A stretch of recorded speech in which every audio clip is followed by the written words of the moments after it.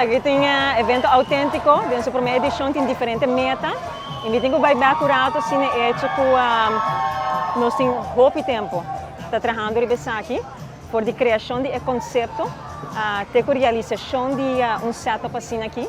E também para meio de investigação que nós fazemos e diálogo com a indústria também, pois investigação mostra que um ponto não por distinguir Aruba comparado com outra destinação no Caribe para o que trata de produto culinário e mundo culinário da nossa diversidade. Não é uma surpresa, mas nós vamos profundo para verificar e para dar informação para nós formular o conceito. E autêntico é o nome que nós criamos.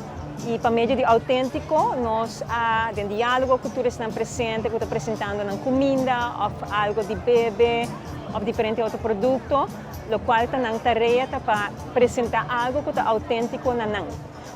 Realizando, ilustrando assim a diversidade do mundo culinário, entre outros aqui na Aruba, que vai back na diferente nacionalidade também que nós temos.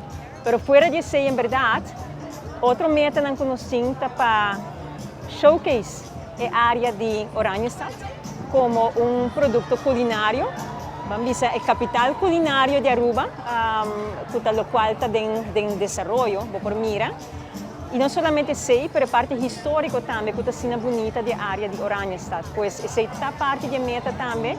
E me visa criar a possibilidade onde os visitantes, os hóspedes, por encontrar também com os locais. E essa é uma maneira fantástica para lograr isso também, assim criando também a cercania de nós gente com os hóspedes, que é algo que é muito importante. E me visa também sim, que naturalmente parte de lo que é importante do mundo culinário está para nos inspirar e ajudar a desenvolver o jovem que tem que unir na mesa também no mundo aqui. E pensei também tem muita atenção esse man aqui na nos estudantes, nós abrimos uma sessão educativa, nós participar ativamente do evento aqui, onde nós por mira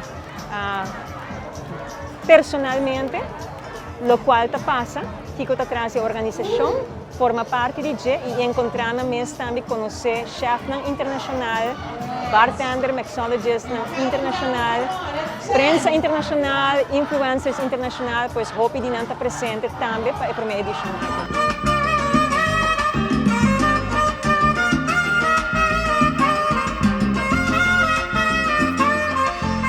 De maneira como esta mira tem um sold out event de Aruba Tourism Authority, a começar por eigenlijk para Luna Cava, quando está bezig a organizar essa aqui conjuntamente, e nós temos que nós estamos sumamente contentos com este sold out event para tour 2 dias.